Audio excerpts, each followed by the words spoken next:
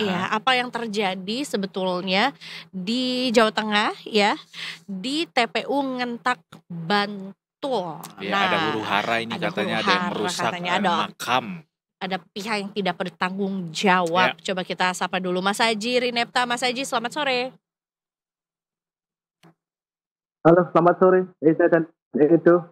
selamat sore Selamat Mas Aji, sore. respect banget tengah hari begini udah ada di tengah makam. Apakah Mas Aji ini akan melakukan penelusuran bersama dengan jurnalis? Bisa. Enggak ya.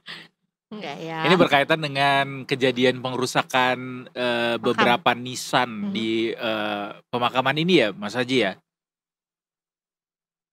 Yes, betul sekali. Boleh diceritakan seperti apa Mas kronologinya?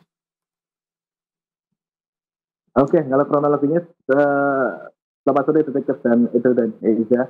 Jadi perlu saya sampaikan yang pertama, pengrusakan makam ini terjadi di 3 TPU ya, 2 di Bantul dan 1 di Kota Jogja. Jadi yang di Bantul itu di Ngentak, Banguntapan, lalu saat ini saya berada di makam Baluwarti di Kota Gede, Kota Jogja. Yang terakhir ada di Sewon, Bantul, di makam Jaranan.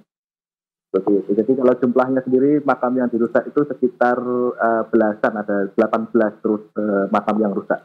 Oke. Oh wow, jumlahnya banyak sekali ya. Maksudnya tidak hanya 1 atau 2 makam, tapi bisa dikatakan 1. Apakah itu dari Berdekatan gitu ya lokasinya atau menyebar sebetulnya dari makam-makam yang dihancurkan gitu Mas? Kalau TPU-nya jaraknya cukup jauh. Kalau di dalam TPU-nya makam-makamnya ada yang bersebelahan, ada yang cukup jauh juga letaknya. Baik. Apakah kayak dari pola pengerusakannya makam-makam yang dirusak ini memang yang posisinya berdekatan atau memang random saja? Ada satu ciri makam yang rusak itu adalah makam yang punya tanda salib seperti itu ya. Baik itu dari nisannya atau dari badan makamnya seperti itu. Baik. Mas, apakah ada ciri-ciri tertentu atau mungkin ada spesifikasi tertentu mengenai makam-makam yang seperti apa sajakah yang dirusak oleh pihak tak bertanggung jawab ini? Kalau ciri khusus cuman makam-makam yang memiliki tanda atau nisan berbentuk salib seperti itu. Oke. Lalu apakah sudah ada keterangan dari pihak kepolisian barangkali terkait siapa sebenarnya yang melakukan ini? Karena dari berita yang kita cek sepertinya ada penemuan bahwa ini yang melakukan adalah sekelompok remaja katanya. Benar nggak Mas? Jadi barusan tadi pukul 1 Kapolsek Kota Gede melakukan rilis terkait kasus ini. Jadi pelakunya itu hanya 1 orang. Oh, hanya cuma 1 satu orang, remaja berinisial A, usia 16 tahun. Oke. Sudah ditangkap? Dia ini sudah ditangkap, sudah diamankan di Balai Remaja ya di Sleman dan dimintai keterangan. Dia saat ini berstatus siswa SMP salah satu SMP di Bantul. Wow. Baik. Setelah dilakukan penangkapan juga apakah akhirnya juga diketahui motif sebenarnya apa yang melatar belakangi tindakan tersebut, Mas? Oke, kalau motif tadi kepolisian sudah menyampaikan kalau motifnya masih dalam pendalaman. Tapi pemeriksaan yang dilakukan tidak cuma memintai keterangan oleh pelaku, tapi juga pemeriksaan kejiwaan seperti itu. Benar. Itu dan Eiza.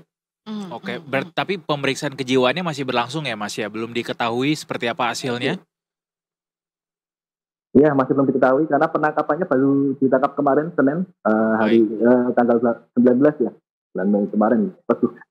Baik. Lantas ketika misalnya nanti ditemukan ini memang perbuatan yang disengaja begitu, apa pasal atau hukum yang akan mengancam dari perbuatan pelaku, Mas Haji?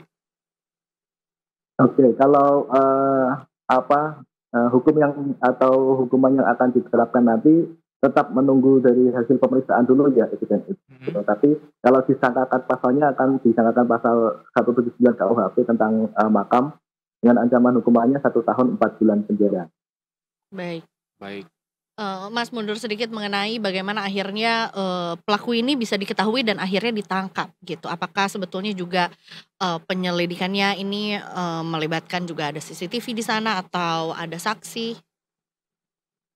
Oke, jadi, kejadian ini kan mulai mulai, apa namanya, diketahui publik itu ketika viral hari Minggu yang lalu.